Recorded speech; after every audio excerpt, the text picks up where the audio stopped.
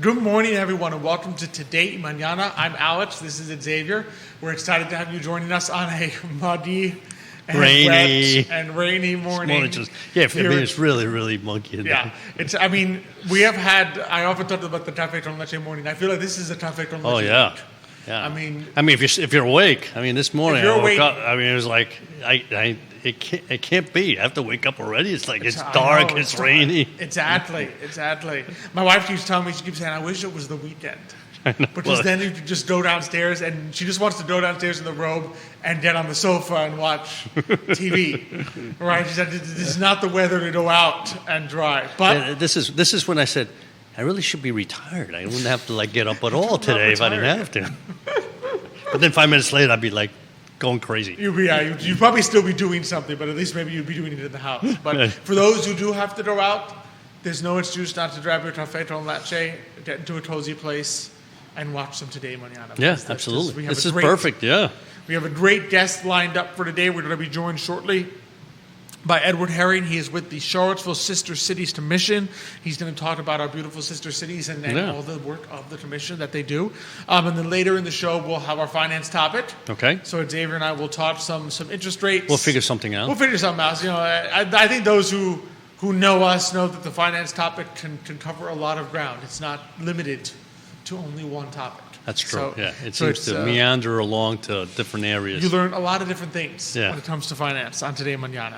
But we're excited about that. First, a couple of shout-outs. Thanks to Emergent Financial Services for presenting. Thanks to our wonderful partners at Matthias Realty, Craddock Serious Insurance, Charlottesville Opera, Forward Adelante. Of course, thanks to you, our viewers. Be sure to send us any questions, comments that you have today. I already see some fantastic viewers tuning in. Monica Miller from Montana is joining us this morning. Tuning in, good morning.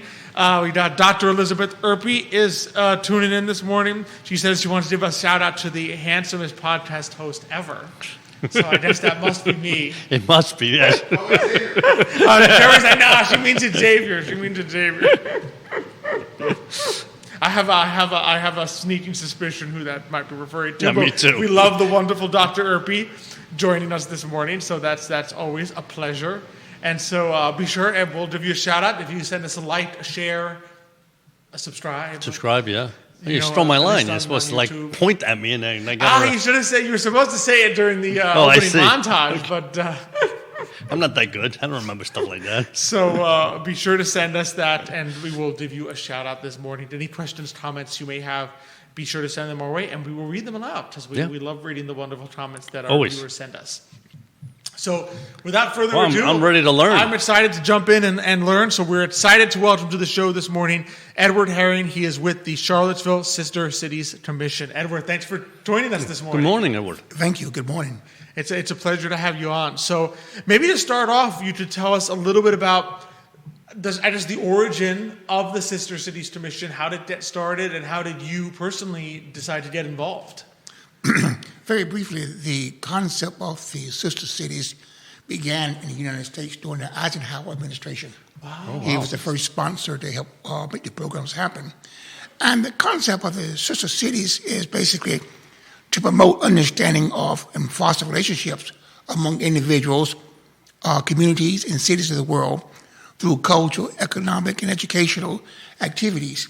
And it's basically looking at promoting diplomacy, citizen to citizen, city to city. So it's not on a grand scale, it's much on a smaller scale. And we hope by doing that, we can make the world a little bit smaller place. Of course, yeah. And I'm just curious. So, how do and maybe you were going to talk about this.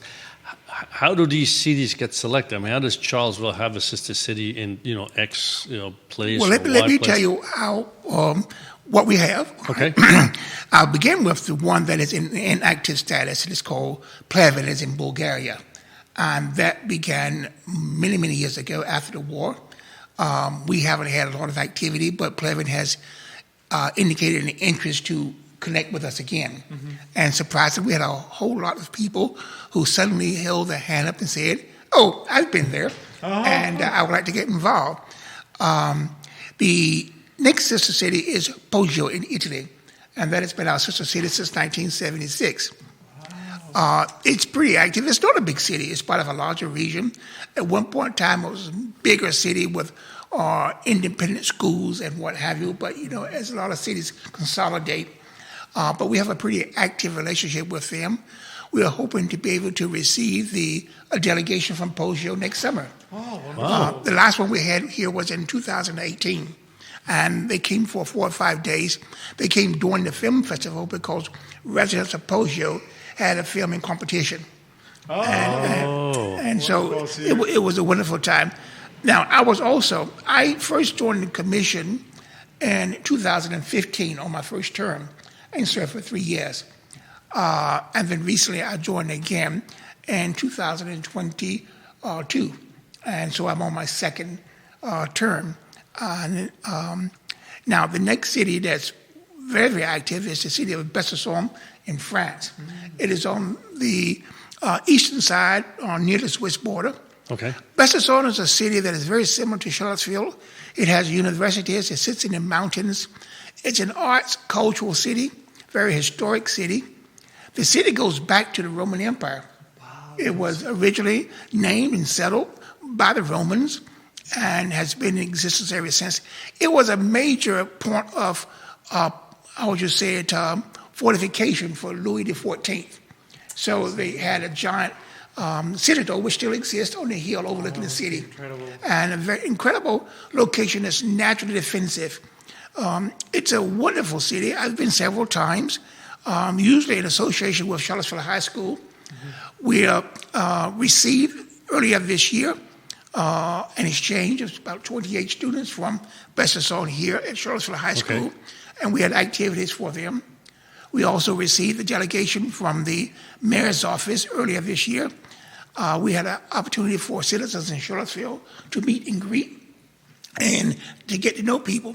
Now, coming up, the most interesting program is working with the drama teacher at Charlottesville High School. Next April, the drama department at Charlottesville High School is going to take 30 students to Besançon to do 2 performances of a chorus line. Oh, wow. And so what we're hoping to be able to do is organize where commissioners and citizens of Charlottesville might also be able to make that trip at that point in time. But we're just getting started on that. But we just got the confirmation this past week that we have the facilities and the halls reserved for us. And so everyone is very, very excited. We've been talking about this for many years. We were talking about it in 2018. Then by the time we got around to talking about it again, the pandemic hit. Of course, yes. And of course, which put everything. And so Besançon is probably the city that's most closely connected to Charlottesville in terms of socioeconomic levels. Mm-hmm. And the mayor of Besançon has been here several times over the years. We have a new mayor there. The city is now more of a socialist city than before, but very interesting is because Mayor Wade just made a trip there. September the 8th was the 80th anniversary of the 3rd Army Infantry Division liberating Besançon. So they celebrated that 80th anniversary. Wow. Mayor Wade went to participate in the ceremonies. We had members of the armed forces, members from the embassy. Mayor Wade, he was able to give a lot of speeches, and it was really, really a wonderful occasion. We posted pictures on our Facebook page. But it was a chance to recognize the fact that we've had a connection probably since World War II. For 80 years now, we've had this connection with Besançon. Yeah. And of course, the next city is also terribly important, Winneba in Ghana, which is, it's our city for a different reason. When we look at the sizable African-American population here, or people who have African roots, mm-hmm. descendants from people who originally came from Africa, then having this city in Africa is a wonderful connection. Ghana is also the country from which the majority of the enslaved persons from Africa came to Virginia. Okay. So there's a Ghana-specific connection even beyond it is, the continent. Without a doubt, it's a very important connection. And the Winneba Charlottesville Foundation, that's run by Dave Norris, makes 1 or 2 trips each year to take delegations to Winneba. and it would have been very, very successful and pretty well sold out each time that he organizes those trips. And so we have an active exchange with them. We have an active relationship with them, and we're very, very proud of it. We had the mayor of the city arrive last year, spent a week here at a different culture. I think there was an African-American culture, a festival that week. And so we try to maintain that relationship. Now, the one that's most interesting and new is Huehuetenango in Guatemala. And we intentionally set out to seek a Spanish-speaking city. Given the increasing population of native Spanish-speaking people here, or second generation, or even third generation now, after all these years, we realized we did not have Spanish-speaking. Now, recognize the fact that no one city represents the whole Spanish-speaking world. We have to always be careful that we don't assume that, okay, if we go to Guatemala, then we have something that represents all the different countries and all the different languages and what have you. And so the mayor and his delegation from Guatemala came last November. We were able to offer once again to the citizens of Charlottesville an opportunity to spend time with them, to meet them. They were really, really wonderful. We did have to get a lot of interpreters. That very few of them spoke sufficient English to carry on a conversation. You know, but they were actually absolutely charming. It's kind of interesting because 2 years ago, I went to Guatemala, I went to Huehuetenango, and this gentleman said to me, "Oh, I have this little podcast, and would you like to come on for a few minutes tonight?" So I said, okay. So I go, and we sit down just like this. And that's when I realized I was the only guest for 1 hour. Okay, I said, well, okay, let's go. And very, very wonderful conversations, and that was available all throughout through Latin America. Wow. And, Was it in English or Spanish? in Espanol. Sí. So you speak Spanish too? Sí. Ah, muy bien. But it was very interesting. I said, I don't want to listen to it because I don't want to crack my own Spanish. You never want to hear yourself doing something like that. You go like, okay. That's my philosophy. I never actually go back and listen to the show. I'm like, no, I'm good. But we hope to, within the coming year or so, organize a delegation to go to Guatemala. It's a small city. It's much smaller than Charlottesville. Guatemala is a country with problems. Its location, by the way, sitting there right there below Mexico. But nonetheless, I just found that people are absolutely wonderful. I was received, actually in a manner that almost scared me because when I got there, I guess they had not had a lot of international visitors. So there were this colony of cars to transport me with a police escort. and when I went to attend to open up a library, we opened after the pandemic, and I had taken gifts, some books and what have you from the Thomas Jefferson mansion. I thought it would be significant, and so we got there for the ceremony. As the police cars pulled up with me, and I got out to go inside, the mariachi band struck up singing with the music, and I was like, well, now I know what it feels like to be the president. But at the same time, that's a little bit intimidating. But now, we have 13 slots in the commission. One is empty right now, and I serve as the chairman of the commission and also as the person who's connected mostly with Huehuetenango. I have worked closely with Besançon, and I've enjoyed it much. I got involved myself because when I retired and moved to Charlottesville, I sat at home for about 10 years, and my wife said to me, you have to go do something. Sitting at home, it's not easy. It's not easy, and especially nowadays when you find that you can buy stuff while you're sitting there on the sofa. So you quietly go into bankruptcy while you're sitting there retired. So I began working with the school systems. So I taught languages at Charlottesville High School as well as in county. Last year I taught Spanish at Walton Middle School. 2 years ago I taught French and German at Charlottesville High School.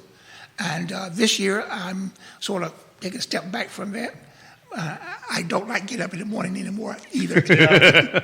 But that began the connection when I was working with the school system. That's how I got involved first with Bessasong and supporting a trip that was coming up with writing letters and talking with people, and then going on the trips myself to help accompany them, which I'll be doing in April coming up next year. And so I met people from the commission. Now, the process is fairly simple. When there's an opening, it's posted on the city website.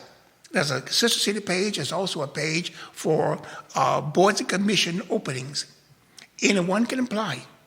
And basically, we're looking for someone who has an interest in one of the cities, an interest in person-to-person involvement, community involvement, an interest in bringing the international focus to our citizens of Charlottesville, because everything we do is supposed to be for the benefit of the citizens of Charlottesville. Okay.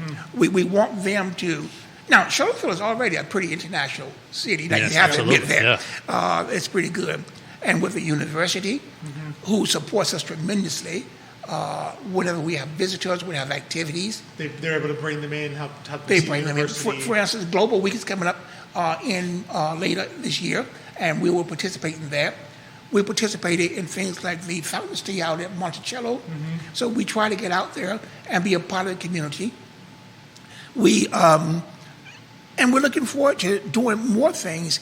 We had, now one thing we have that a lot of people don't know about is a grants program where we put aside money for people to have an idea of what they can do individually to a project that will promote our mission, our objective. And one of them last year was a couple of professors for the university who had organized or arranged 4 or 5 pieces of music that represented the relationship between us and Bessasong, were composers from Bessasong that went back hundreds of years. And they organized a concert that they were going to perform in Bessasong.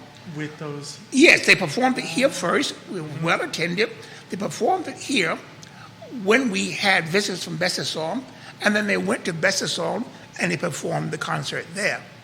The same, then we had, the projects are too numerous to mention, but they're usually, once again, small things to connect people.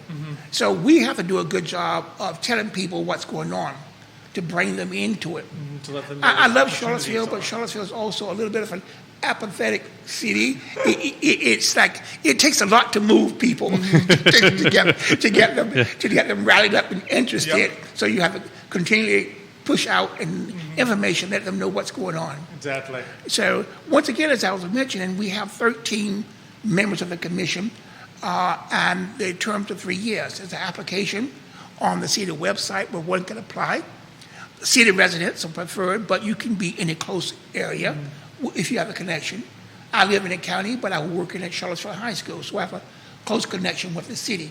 Okay. And then they serve a 3-year term. They can apply for a second 3-year term as a maximum. This is my final term, so next June I will rotate away from the commission after having served 6 years. Yep. Which is good because it's always good to bring in new ideas and new people. And so when I go to Bessasong in April, that'll be my last official. Kind of farewell. It'll be my farewell tour. tour. Yeah, I like that. I just need a train car, that old thing. To wave under it. Yes, exactly. But so we do have a position called the business rep. So we have, from different walks, a university rep, we have a higher education rep, that is, we have a Charlottesville City School rep who serves on the commission. We have ex officio from the city council who serves on the commission. And we have other ones who have different roles, city reps, individual city reps. And then we have one called the business rep. That one is actually vacant. So if anyone from a particular business or organization in the city were to be interested, they go to the website for the city, and there's an application for boards and commission for that particular position. And then it will go in front of the city council to be appointed. So that is available for anyone who has an interest. So what are some of the things that someone on the commission would do if they join? What are kind of the... Especially on the business side. On the business website, yeah. Well, one of the things we do is the fact that we want to be able to improve our relationship with the local chamber of commerce. Mm-hmm. We want to be able to know how to reach out to businesses more. Mm-hmm. If you don't work in a sales or retail or wholesale business, sometimes you don't totally understand what turns them on, what makes them function, how do you reach them? Mm-hmm. Because a lot of us come from other backgrounds. Now, I came from a business background. Before I retired, I ran a consulting company, and before that, I was an engineer. So for me I came from a background of 30 years in industry. Mm-hmm. And then when I started working in education, which was a whole new world for me, but very, very exciting. I get asked all the time is, people look at me and go like, "You're an old man, why are you in the school?" I say, some people are pretty straightforward. But I've only been doing this for 12 years.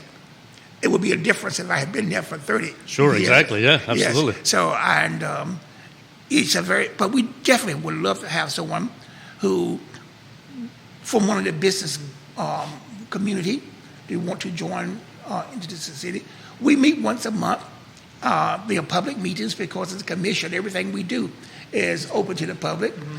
And we look at the programs. For instance, we're in the process of putting together the type of programs we're going to be doing in the coming 12 months for outreach, to reach the public, some more concerts and tables we're going to put up, different activities we can participate in joining in.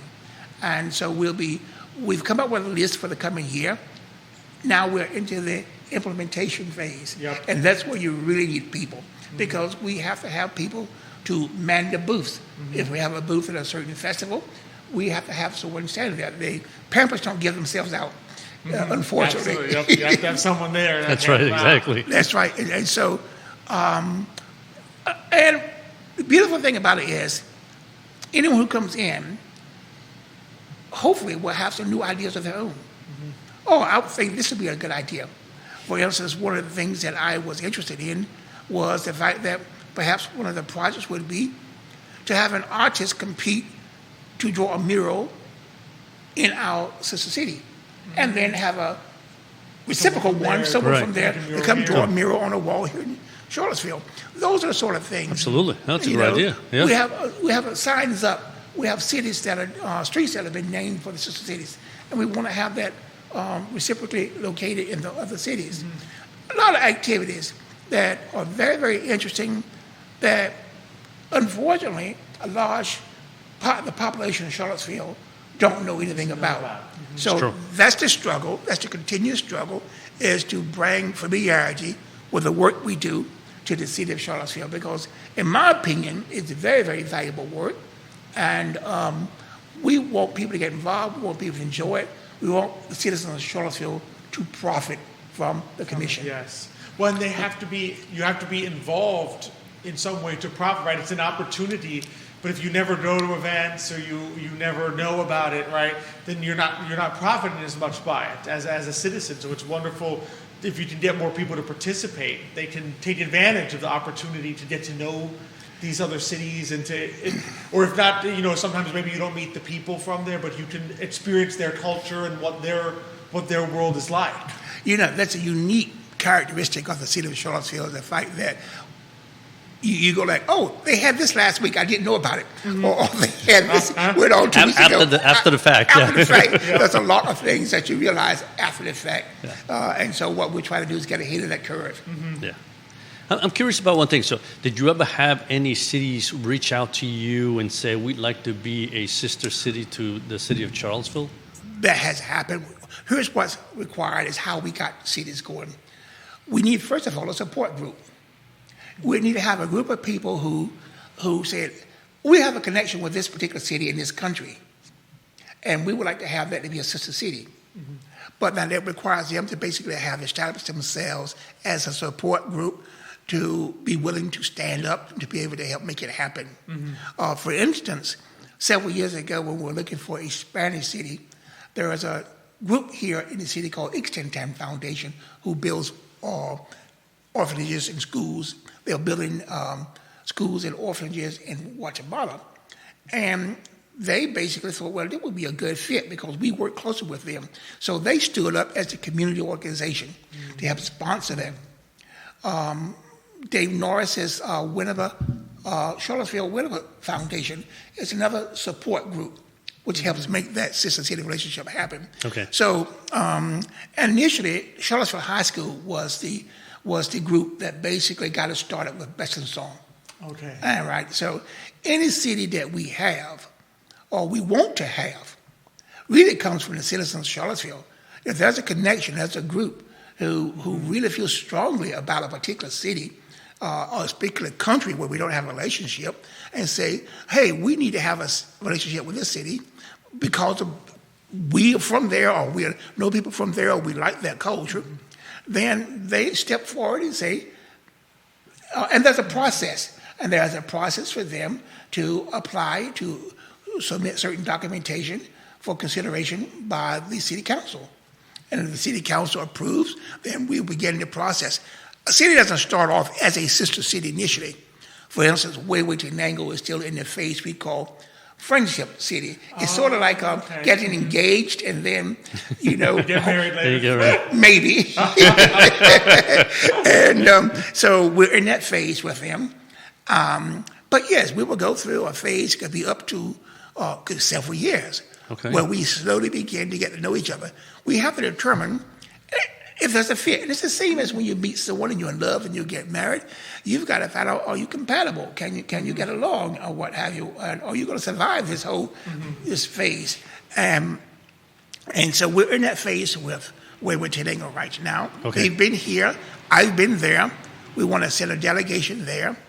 The language barrier is a little bit of a problem, but that can be overcome. Oh, absolutely. Without a problem. That's part of it, I suspect. They're working hard to learn some English, and we have a lot of people here working hard to learn Spanish. Yeah. There's a surprising amount of people in this area speak Spanish. And so we just want to be able to move this forward, but nicely and slowly.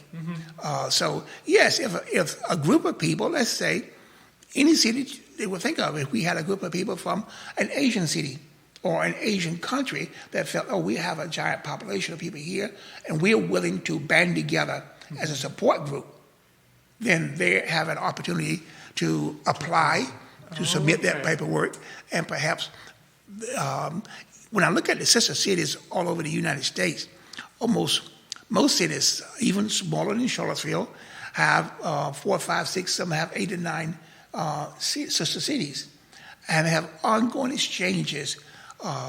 Oftentimes the basis may be there's a university there that works closely with a university here, or it could be a social organization. It could be a sports activity. A variety of different reasons why people feel a connection. Okay.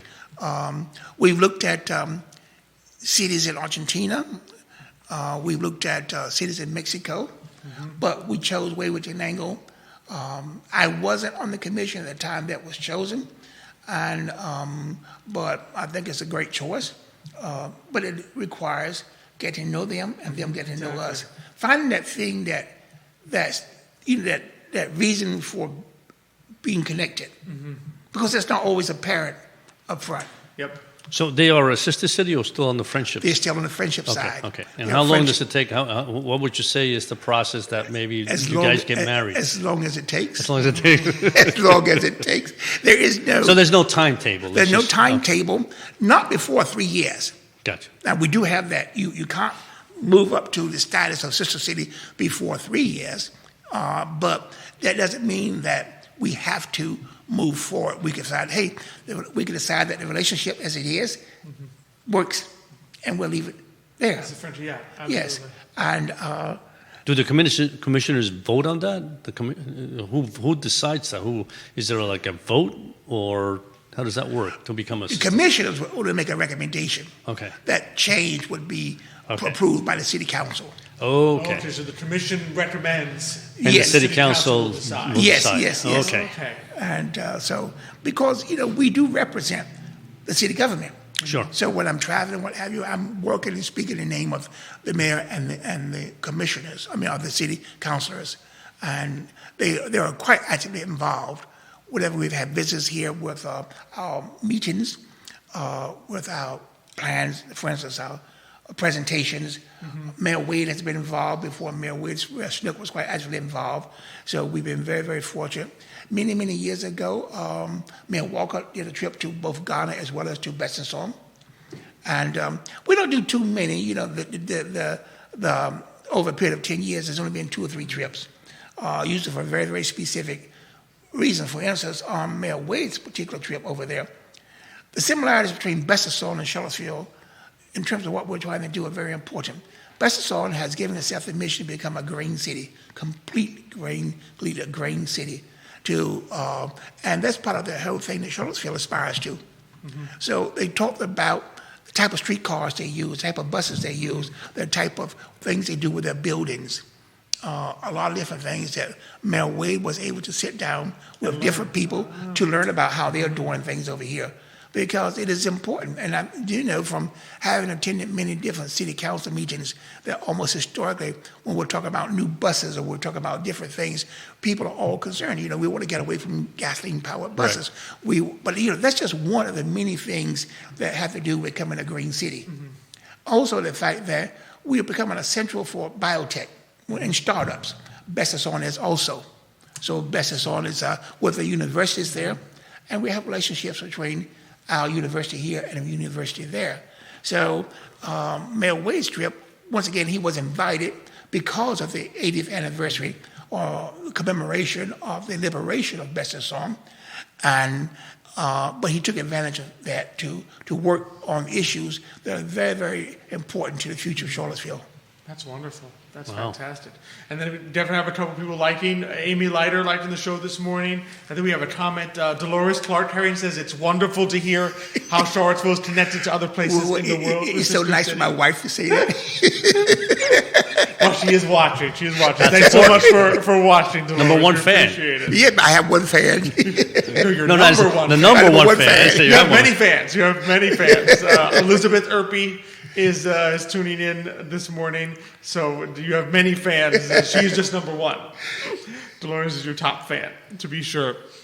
Well, Edward, this has been fantastic. If people want to learn more, where should they go to find out more about the sister cities? There are 3 quick answers to that. One is the Charlottesville.gov website. You can just go there and search Sister City.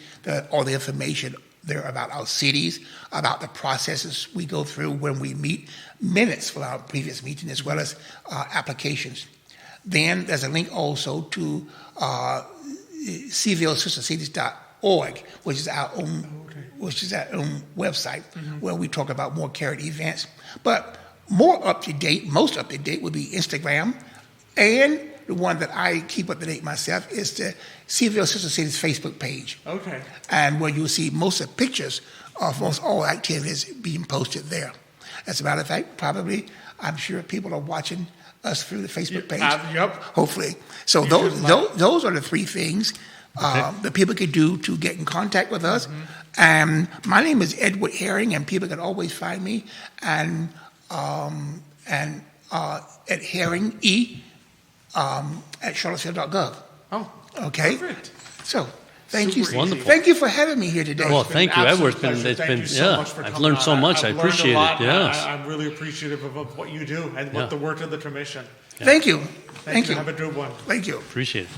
So absolutely, yeah. So Charlottesville Sister Cities Commission Facebook page. You can see, we're on there. The events are on there. You can see Mayor Wade's visit pictures on there. So you can check that out.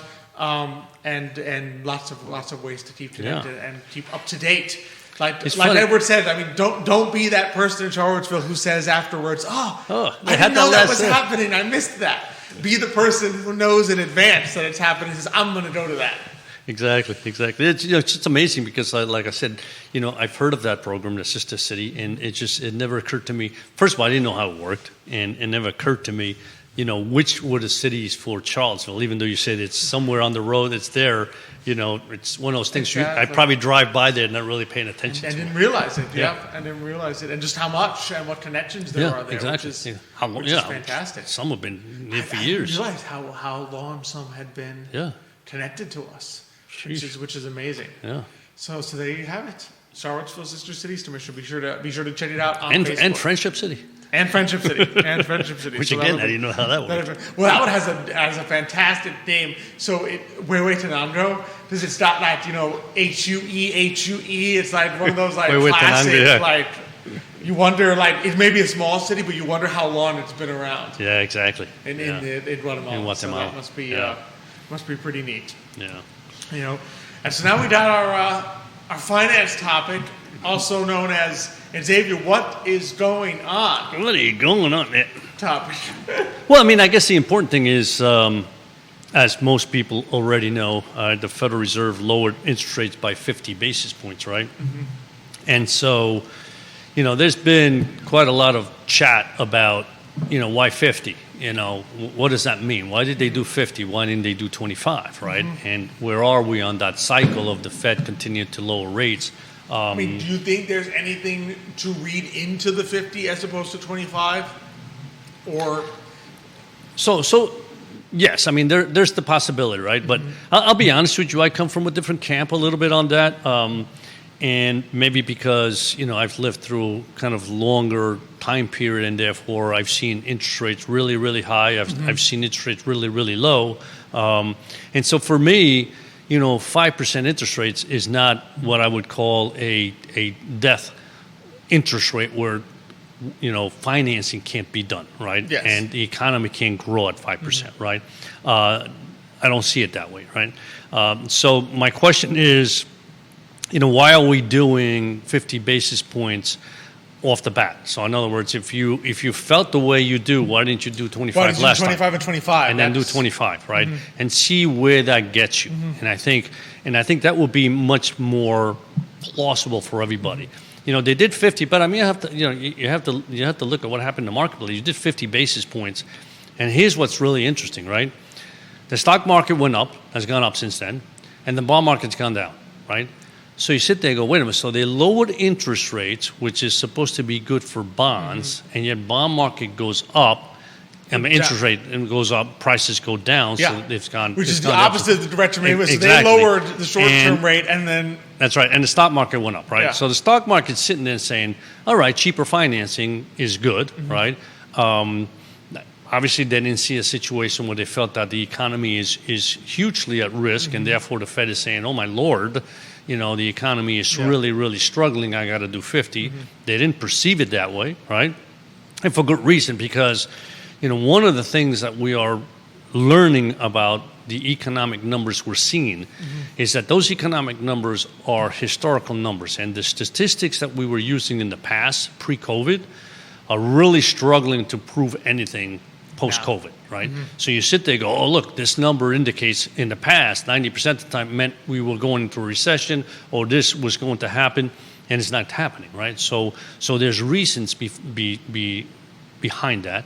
And I think every economist and people that look at data are starting to sit back and say, wait a minute, I think the statistic we were using in the past is no longer valid here. So we need to figure out. It's no longer a leading indicator. It's not exactly. telling us That's right. Leading indicator. That's a perfect word. In other words, it's no longer telling us what's going to happen with the kind of certainty that you would need. That's right. Exactly. And so I think that's part of it. I think that the markets are looking and saying these indicators aren't as predictive as they used to be, right? And I think and there's a number of reasons for that, right? And I won't get into all of them, but on the fixed income side, the challenge you have, which people don't understand, and especially on the mortgage side, is that the fixed income market from January to like 2 weeks ago, interest rates already came down. I mean, the 10-year already was down about 60, 70 basis points. The 30-year was down 60 or 70 basis points. So basically, the 50 basis points that the Fed cut was already baked into long-term rates. So now they cut it and they say, okay, so where are we? What is going on? And do we really expect? So here's kind of the. If I may, I think what people need to realize is that the Federal Reserve controls the discount rate. Yes. There is one particular, when you hear the Federal Reserve lowering the interest rate, there's a few tools that they have, but they do not control all the interest rates in the market. The bond market is a market, and just like if you were to go to a market, you buying and selling stuff, and then you end up with a price for something, right? In other words, if you've got 5 people selling tamales, and then 5 more people come in and start selling tamales, the price might go down. Because there's a buy and sell that determines the price of the tamale. And the same thing happens in the bond market. There is a buy and sell that determines the price, being the interest rate of bonds. The Fed doesn't control every single interest rate on every single bond. So the bond market gets information the same way we do. So if you hear for 6 months, the Fed, they might cut rates by 50 basis points. Well, the bond market starts moving in that direction, because if you knew that the tamale guy down the street is going to cut his tamale by $2 in a week, and you're selling tamales, what are you going to do? Right. You're going to cut yours by $2 today. So, Exactly. So you react. So it's not like everybody woke up. It's not like the bond market woke up that Wednesday and said, oh my goodness, they're cutting rates by 50%. The fact that everyone was talking about it means that they are reacting. So that's kind of what happens there. That's right, exactly. And you also have to think about the fact that the long-term interest rates are also very connected to the inflation rate. So as inflation rates became to come down, right, long-term rates became to come down, right? And so that's what happened throughout the first half of the year. Now, one of the things that most people are talking about is if the Fed continues to cut short-term interest rates, a discount rate, obviously when the Fed cuts short-term interest rate, the discount rate, it lowers the 3-month Treasury bill. So any short-term bond, immediately there's immediate impact, right? So what they call the yield curve, meaning that from the 3-month Treasury bill all the way to the 30-year, that curve begins to what we call normalize. Normalize means that short-term interest rates should be lower than longer-term rates because it's a shorter term. And it's less risky to lend somebody for 3 months than it is for 30 years, right? Because in 30 years, there's a lot that can happen, and he may not pay you back. And it's like, I took a risk. So therefore, I need to charge him more in order to make sure that I'm willing to take that risk of lending for 30 years. The curve has been inverted for a very long period of time, and there's another catch. Typically, the curve inverts, meaning there's going to be a recession. And that inversion lasts no more than 3 or 4 weeks, right? We've had it for over a year, right? And we haven't seen by a recession. inversion, that means short-term interest rates are higher than long-term interest rates. Exactly. Which, in theory, should not be the case. Correct. Exactly. So if we begin to see a curve that quote-unquote normalizes, that means becomes normal in the sense of how curves should be, short-term rates are lower than the longer-term rates, right? There's a typical spread between, yield spread, basis point spread, whatever you want to call it, between short-term rates and like the 10-year, the 30-year, right? And that spread, right, is typically like between, let's say, the 2-year or even sometimes the 3-month T-bill to like the 10 years is about 100 basis points. So if the Fed really does what it wants to do, which is lower rates to about 3.5% to 3.25%, and you add 1% to that, which is 100 basis points, that means that the 10 years should be trading at 4.75%, 4.5%. Well, the 10 years trading at 3.7%. So going forward, when you look at it, say, there's a good probability that short-term rates, right, long-term rates may begin to inch up as opposed to continue to come down, right? So there's a situation where you say, all right, mortgage rates should be coming down because the Fed lowers rates. Well, no, the mortgage rate is based off the 10-year. Think about a mortgage is a long-term. It's either a 15-year mortgage or a 30-year mortgage, right? Yeah. But it's no matter what mortgage it is, it's a long-term. That's correct. But they usually the bank is lending you money, and they're paying back over a long period of time, not in 2 years. That's correct. Yes. Yeah. And the average, they call the average life of a 30-year mortgage is 10 years, right? Because you're paying back principal, right? And so the 10-year is the key number to look at when you look at mortgage rates most of the time. So of course, if the Fed cuts by 50, but the 10-year begins to move up in rate, you're not going to see mortgage rates come down. If they've already come down, remember, rates were close to 8% at one point. The fact and that they're now like 6.25%, I think is the last time, right? So they've come down already. Now, just because the Fed cuts 50 basis points, you're not going to see from 6.25% all the way to 5.75%. It's just not going to happen, right? And like I said, the 10-year, even see the opposite. The 10-year has been going up in rates. So there's a good chance that, mortgage rates may begin to rise sometime in the near future, right? Although yield spreads have been very wide on the mortgage market, so that's a different story. So, my feeling is that, one of the areas that concern me, right, is the inflation part, right? I mean, everybody seems to be extremely happy that inflation is down to 3 to 3.5%. Well, the Fed really's target is 2%, and the Fed's target should be 0% because why should we have inflation in the first place? We've always right? had an issue is why are we happy about inflation? Yeah. There should be no reason to have inflation, period, right? But we're at 3.5%. Well, of course, we came down from 9% to 7% to 3.5%. Everything looks rosy, right? But the answer is no. 3.5% is an enormous impact on your daily, purchases of, especially food, rent, etc. Well, especially because you got to remember that this is 3.5 compounded on Your what 9 you've and already your 7. seen. In other words, 4 years ago you were paying $100 for something. 4 years later, you're paying $125. I think when add it all together, it's like 25%. You're paying $125 for something.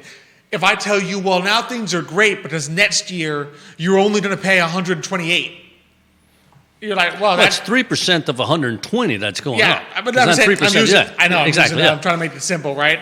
And at let's say it was $5, that 3%, right? In other words, you're not really helping me that much. I'm sitting there saying, well, wait a second, 4 years ago I paid 100, now I'm up to 125, but you're telling me everything's rosy because next year I'm only going to pay 130. Yeah. Instead of 150. Exactly. And so, well, that's still more than 100. In other words, if I'm struggling to make ends meet, that 3.5% number may be better than 9, but it's not exactly it's not a number that's improving my situation. Yeah. It's a number that's saying, well, your situation won't get as much worse as you thought. Yeah. So my viewpoint is, I think we're kind of stuck with inflation between 3 and 3.5%, right? Going forward, right? Because and let's be honest, you take a look at both the both people that are running for president, right?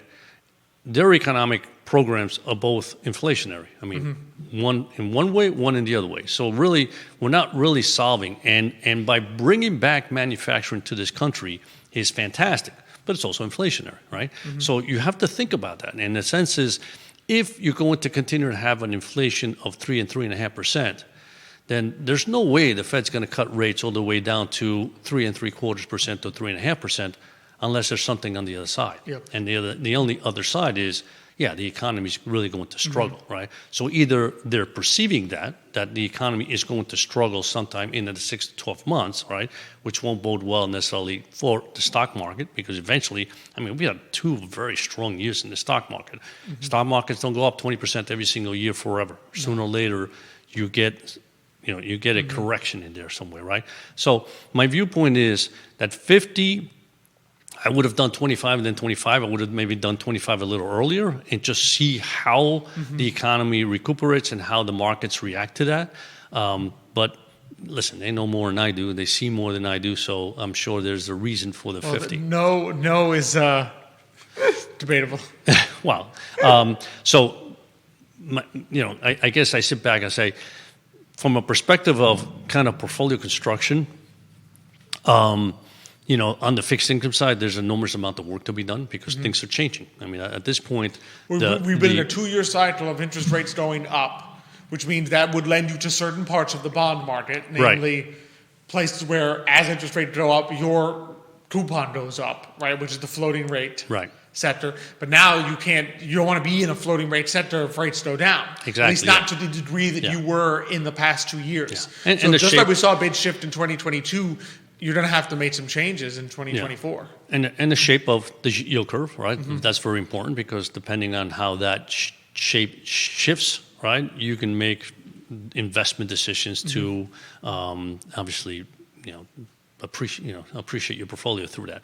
And on the stock side, again, a good diversified portfolio is very important. If rates come down, then you would hope.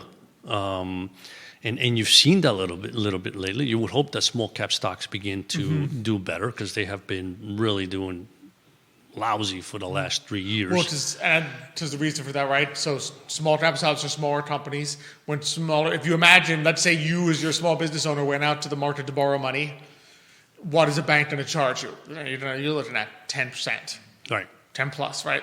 If you're Apple and you go to borrow money, they lend it to you 3%, 4%. In other words, you're not paying the same high premium that a small company is. So high interest rates hurt smaller companies a lot more than they do larger companies. Correct. So now you see the reversal of that. Smaller companies may actually be able to borrow to do projects again, where perhaps they were not doing that the last couple of years, because if you have to borrow at 12%. Well, projects even survive. I mean, Exactly. it's just, sometimes it's like, especially think of biotech companies, it takes them a very long time to get approval, right? So it's like they got to last 5, 6, 7 years, and something that funding just goes away. So if you can borrow at cheaper rates, you may be able to survive and finally come up with a product that, like, wow, this is a life-saving product. Boom, that company But goes if through you're the roof. paying 9%, you may not make it. Exactly.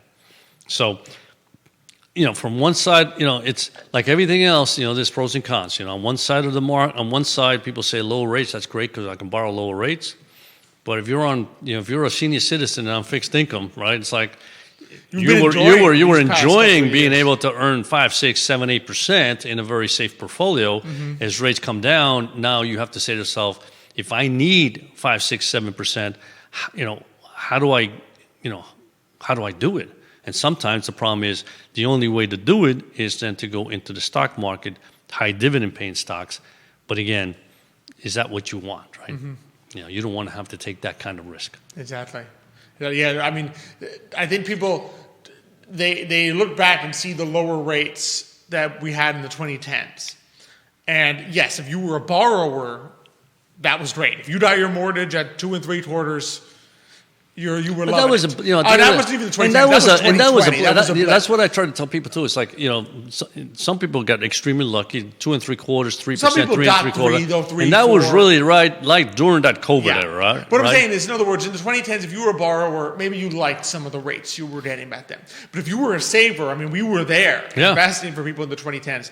If you needed income, you had no choice but to go into the stock market. I mean, when rates were extremely low in the 2010s and people needed 3, 4%, you had to go into the stock market and get some dividends, or else you were going into high yield bonds. Dividends, some growth, and or you had to go into riskier assets, even in fixed income, in order to achieve In other words, you couldn't buy treasuries and get the 4 to 5% that you needed as a senior citizen of income out of your portfolio. For the past few years, you've been able to do that. Yeah.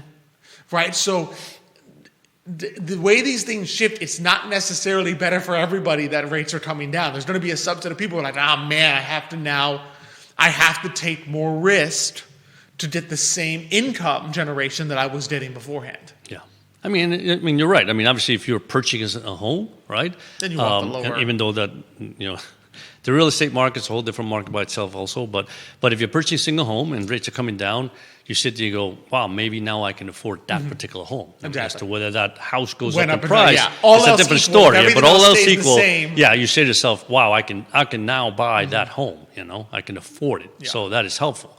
But there's always the other side. It's like, somebody else who's living off their savings, they're sitting there and going, wow, I literally need to pull my principal and or take more risk. Or take more risk. Yeah.